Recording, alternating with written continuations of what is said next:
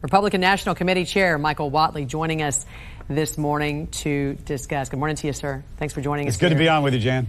Big victory for the GOP. You were there. I saw at the White House celebrating the signing of the bill as well as America's birthday. What does this say about the party and of the leadership of Donald Trump?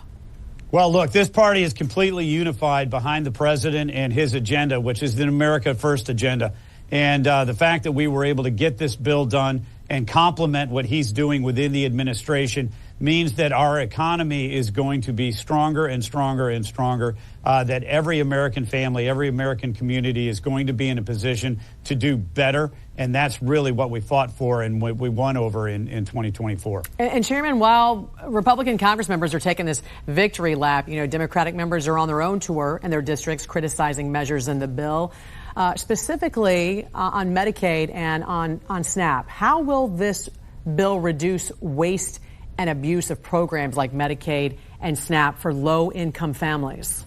Yeah, look, what we're going to do is strengthen those programs by taking people off that should not be on it. We do not need illegal aliens. We do not need waste, fraud, and abuse in these programs. And by setting it up so that we are really, truly protecting America's most vulnerable, we're going to strengthen these programs for everybody that is involved.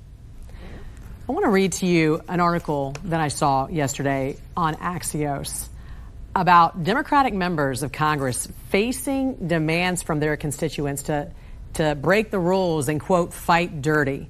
So I want to quote some of this article for you, and I'll get your reaction.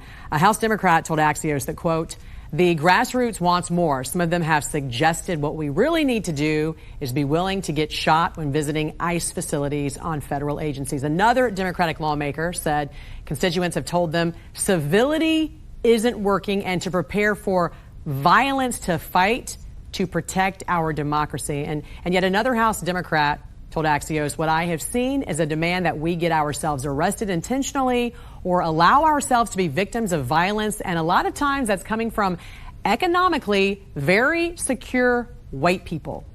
What do you make of this, Chairman? I think it's frightening. I think the fact that we are seeing this type of rhetoric right now, mostly coming from Democrat leaders, is inciting the type of violence that we're seeing in Texas.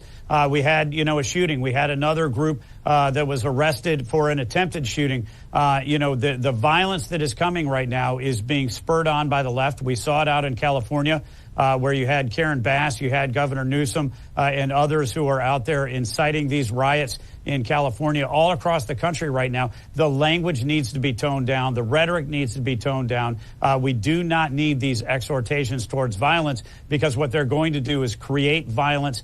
They're going to get people hurt, including our officers. And we need to back the blue right now, and we need to enforce the laws all across this country.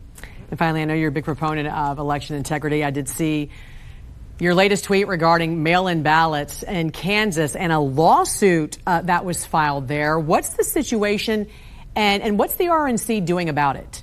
Yeah, Kansas is one of many states right now that accept ballots that come in after Election Day through the mail. And we think that Election Day means Election Day. We want to make sure that we have basic protections for mail-in ballots, including that they come in on Election Day. We also want signature requirements and witness requirements, and we want them in mailboxes, not drop boxes.